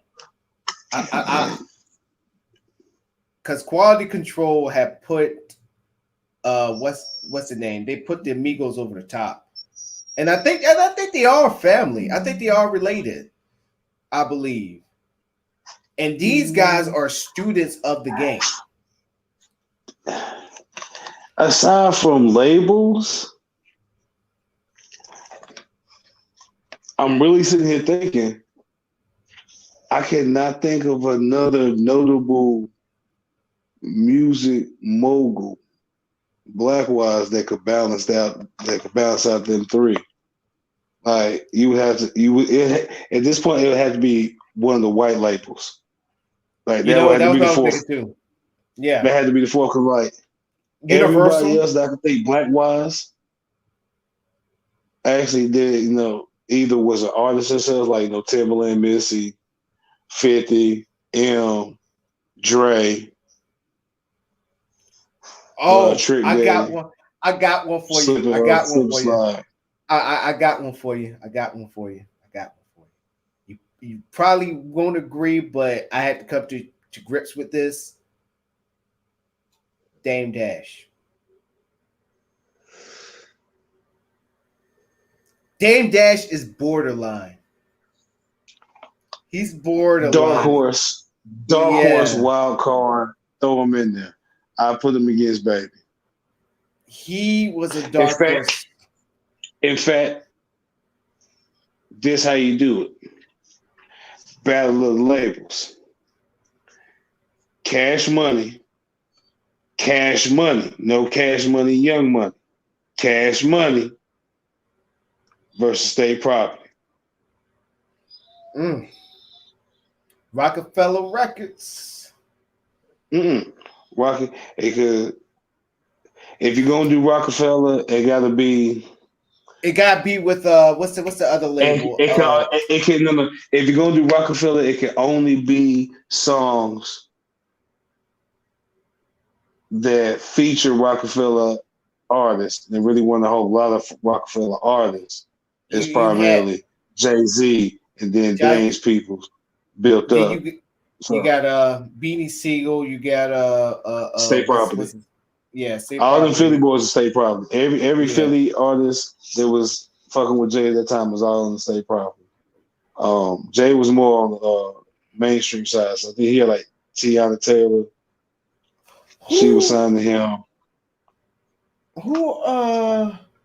The two brothers. Can't Stop, Won't Stop, Rockefellers. The Philly Most Wanted, State Property. Mm-hmm. What they hold on. Yeah. Piggy Crack. Mm-hmm. Old Sparks. Like, Hey, Jay, I got another Jay one just for had the you. Rockefeller name to be legitimate. It gave Dame the State Property name for the streets. Mm-hmm. I got one for you. Lear Cohen.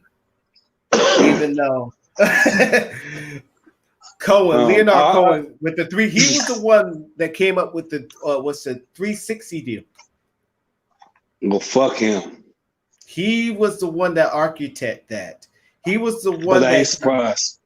Yeah. That motherfucker's he's a blunt. I respect the fuck out of Leo Cohen because if you actually get face to face to him and ask him, he'll be completely and vividly, transparently blunt about what the fuck he doing. He don't give a fuck. He make entirely too much money for him to give two fucks of an inclination about what you think or what you ask. So he got no reason to lie to you about it. And then also, oh shit! But see, that's why Russell Simmons gave him majority of. God damn it! What was the record label that he started back in the day? What you talking about? New York? I put Leo Yeah. against Jimmy Iovine. Woo. I'm gonna tell you, Jimmy Iovine is the devil, and I don't Look, even believe the devil. battle of the wicked hip hop white men. Yes, he deserved to be there because people don't understand. People don't Now, understand. versus, before you finish that, versus any idea or potential intellectual property that is presented after this conversation was hereby conceived, orchestrated, and constructed by the web network. We own the intellectual property. It is on record. So all I'm saying is, anybody watch try to get some ideas and pull this shit out their ass, Let bitch, I us better know. get a check. Beach Johnson, Yep. care of Alexander Rodney. That's all Donnell I'm saying. That's how my check need to look.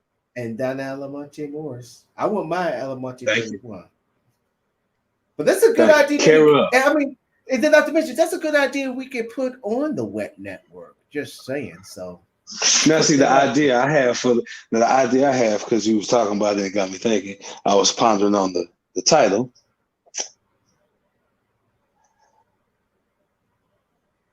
ROR, Recollections of Rhythm,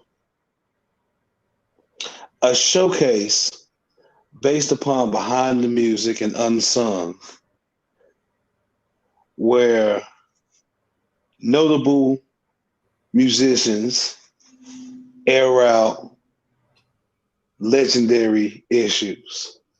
Example, actually have Nas and Jay-Z sit down together and discuss their individual mindsets when writing their respective diss tracks and how their respective energies toward the beef affected their individual lives. Because you speak on the point of Jay made the reference to Nas's baby mama, and not only did Nas feel some kind of way about it, but Jay-Z's own mama said, "Hey boy, you crossed the fucking line." Like, she done heard the boy say a whole lot of shit.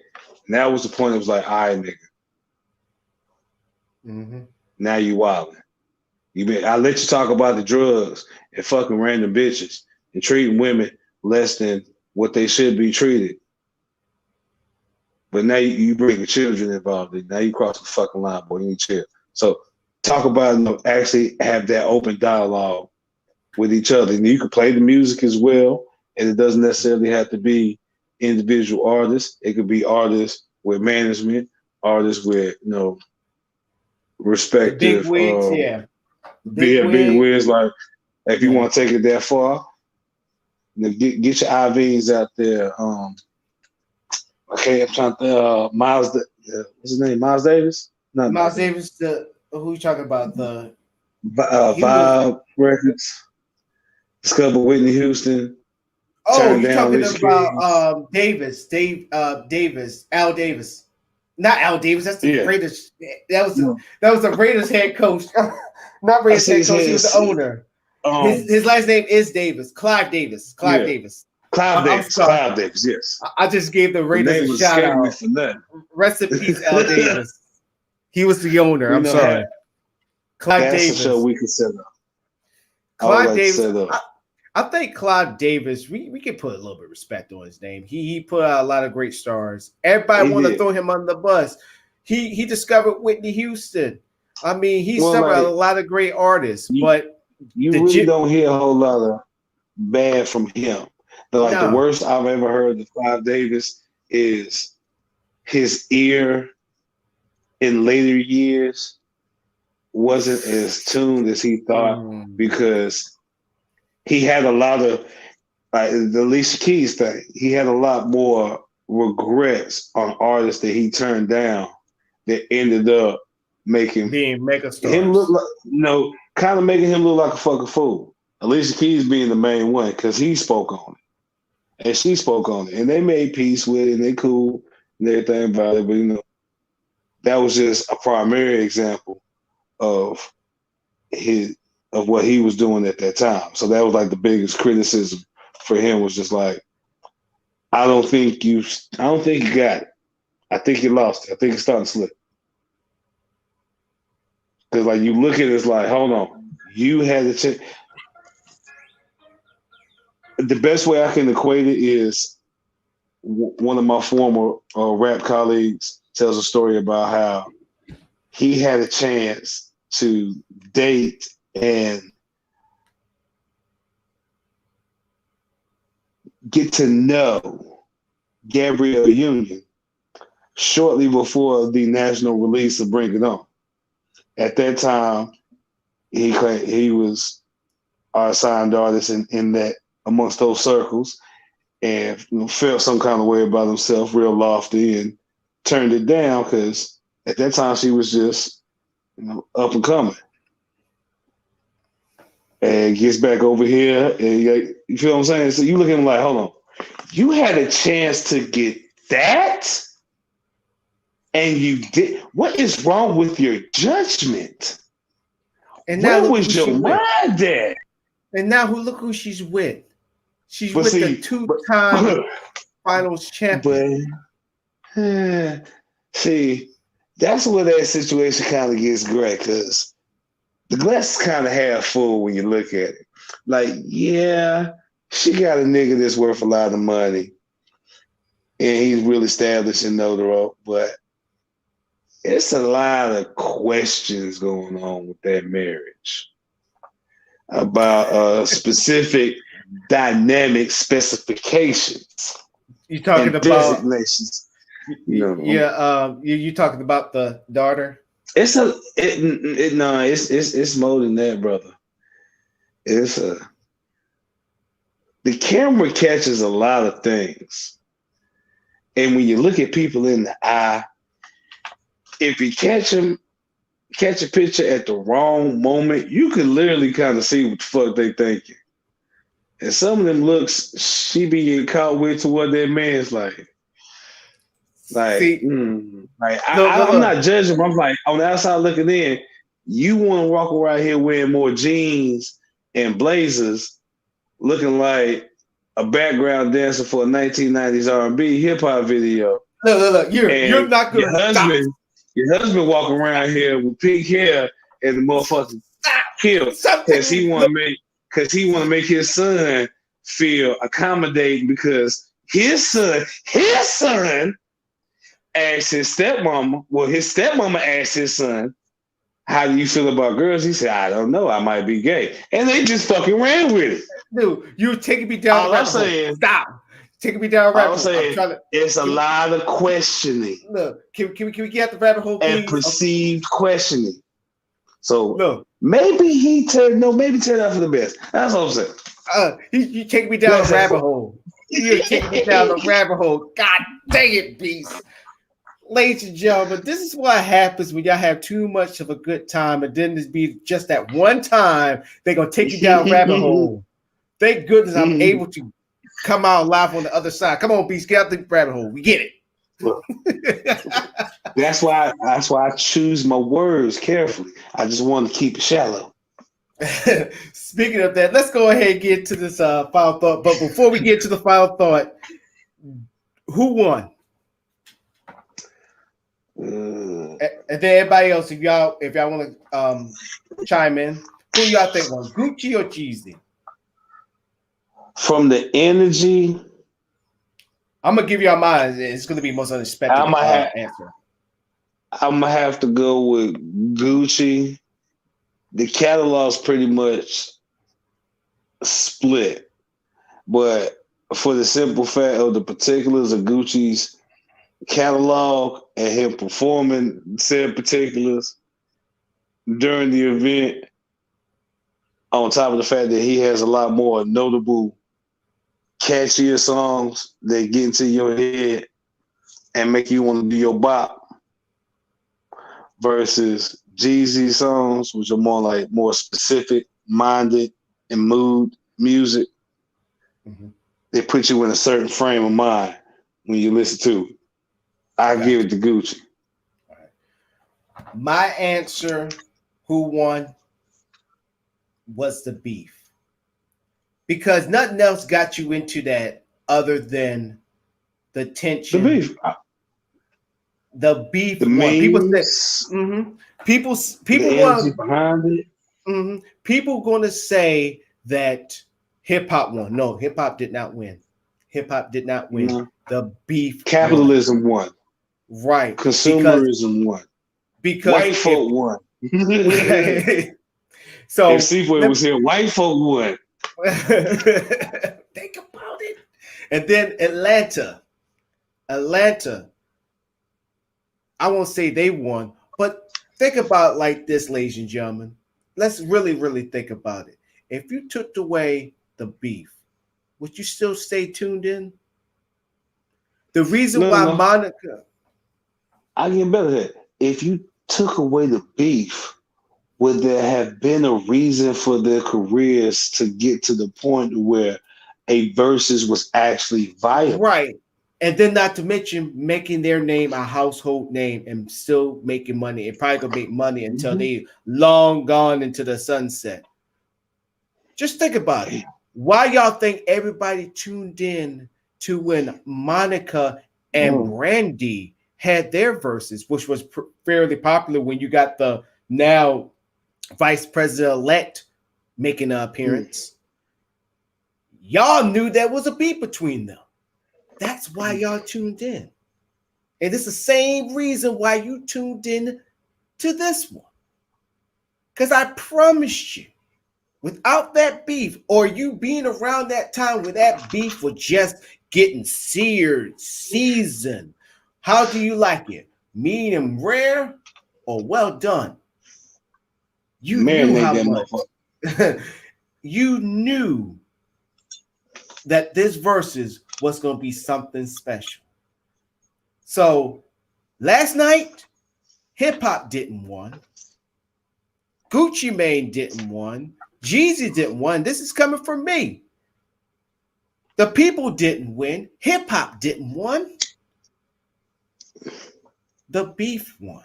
No matter if you're going to say white folks won or whatever, the beef won. Because that's what's the first thing you just had you gravitate to this versus, because you was already biased and slanted. You went back to that time where you was pro Jeezy or you was pro Gucci Mane. I remember when I was in the parking lots of freaking Kickers, and everybody from Tennessee, from Clarksville knows what I'm talking about, Kickers.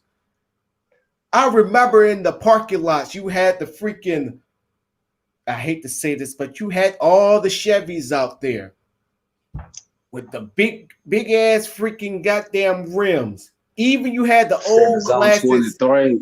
You even had the freaking old Impalas, and you had the Crown. So I was hanging around the Crown Vics. Had the Monte Carlos. And the Monte Carlo. And then not to mention they had the trucks too. They had the El Caminos. And they had the El Dog.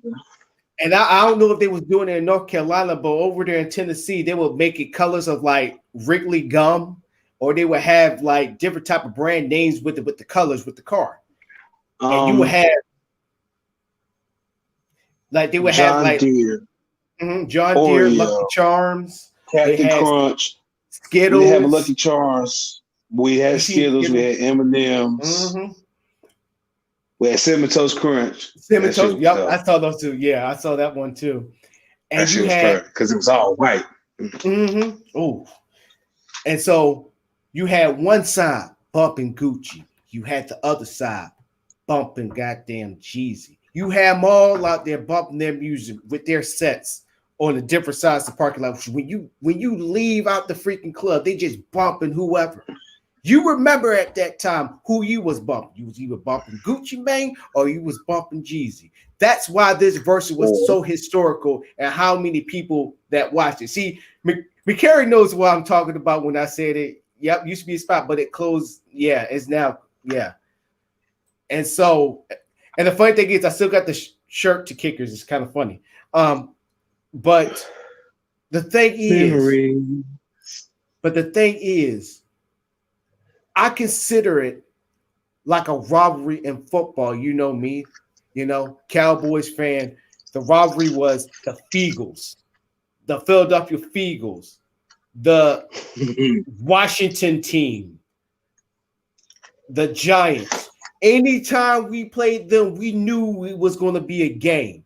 Or like with your Pittsburgh Steelers, when you either play the Patriots, when you played the Browns, when you played the Bengals, or when you played the Ravens, you knew it was going to be a game. And what really gravitated you to that game is your hate for each and every one of them.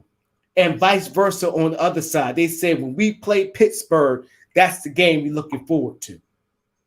When the Cowboys play the Eagles, that's the game that I'm looking forward to. That's how this was. Just like Miami. Mm-hmm. Miami has in their mind, we refuse to beat any other team but the Patriots. Why?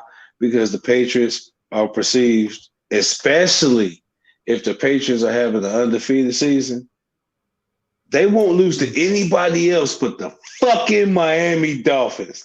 And it won't be on no like by 3, by a field goal. It'll be like by a fucking touchdown and a field goal. Mm-hmm.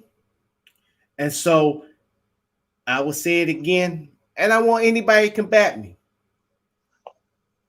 Coming from me, well, who really won last night was the beef, and that's the only reason y'all tune in. And we make a good conversation. Let's go ahead and get back, and let's do this final thought, because it's been a while since we did a final thought. So let's go ahead and jump on in, and then we're going to let y'all go.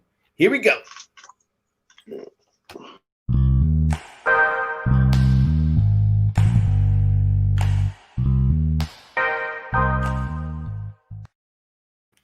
Ladies and gentlemen, once again, I want to give a shout out to everybody who tuned in. Thank you so very, very much. And see, this is what happens when you have a great conversation, a great show. You stay on topic, even though you kind of go off topic, you bring yourself right back into what the show is all about. These are shows that I do live for. So I'm happy that y'all came in and enjoyed the ride. But I want to take this time to let you know that hashtag Faith to Black and also my show, the Alamonte Show, is going to be evolving. I'm going to put this link down here. This right here. Now, yes, go ahead. Give us a donation, $3 donation to help keep the show growing and help us stay independent. But also, there's going to be a subscription that is available with this as well, where we're going to be uploading videos, our own shows to this site right here, where you can subscribe to and that you can also engage in as well. So watch out for that. Go ahead and write that down. Let your friends know, because a lot of things on this show that I want, and then also I speak for the rest of my panel too, that we want to talk about, that we want to say, but unfortunately we can't say it. Only here, yes, I said only here will allow that. Once again, you can also donate too, but if you want to get the real lowdown exclusive content, check it out. We will let you know also on our Facebook page too as well. A lot of things are coming through. I'm also going to have my podcast show. I'm trying to figure out which podcast show that I'm actually going to have on this subscription too as well, to keep y'all entertained. But also, I want to say from the bottom of my heart, thank y'all for supporting the show. Thank y'all for watching, even on the back end. Thank you, thank you, thank you. And once again, write this down. Don't forget to donate too as well. So we're going to keep y'all firmly updated. Beast Johnson, take it away. The tail end of that conversation and revelation of the true winner of the battle kind of left me disheartened, because what is beef before it's beef? Starts off as a cow. So a beef in the hood street term starts off as a nigga moment. So at the core of beef is a nigga moment that breeds nigga synthesis that turns into a full out beef. So nigga mentality won. And that disturbs me now. To think that we tuned in and engaged and promoted and praised the basis of a fucking nigga moment.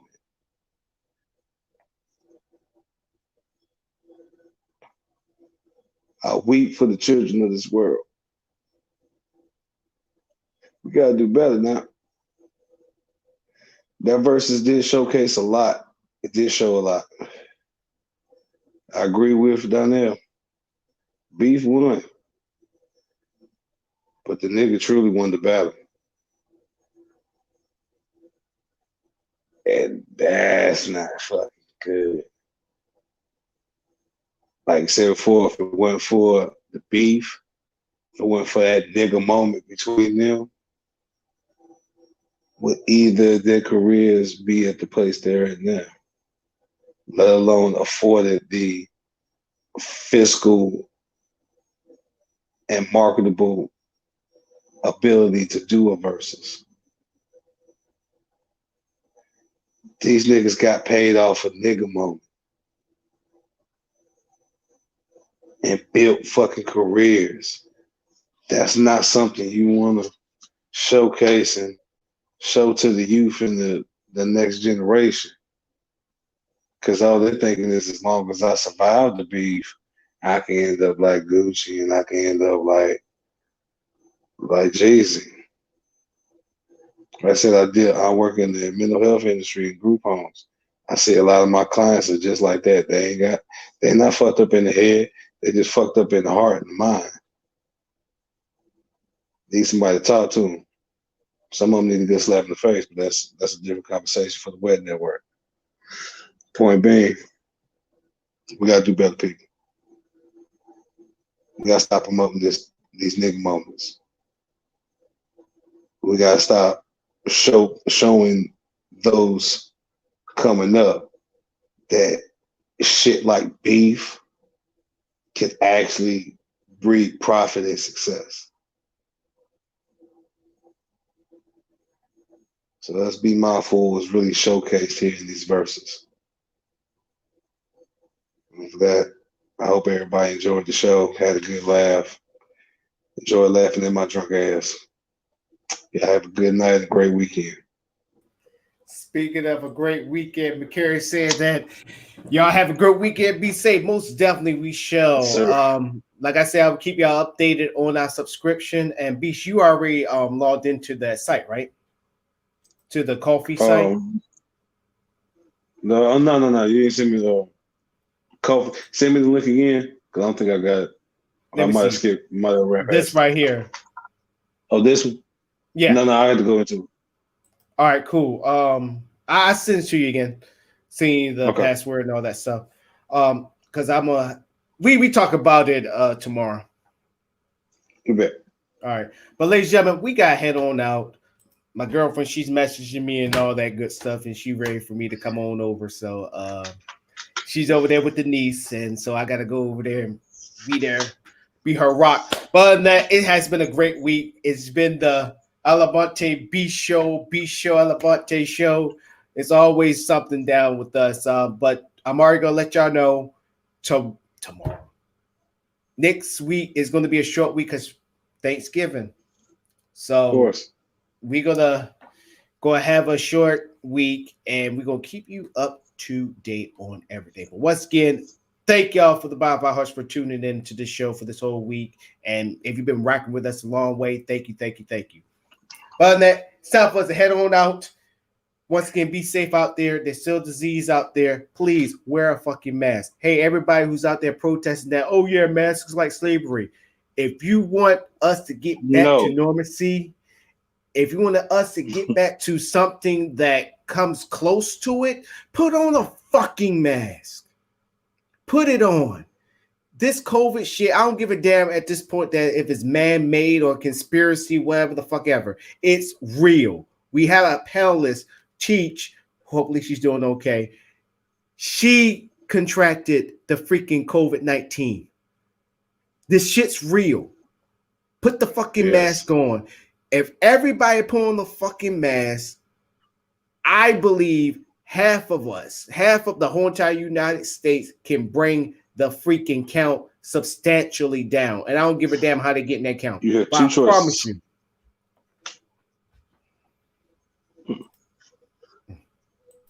Yeah. So put on the fucking mask.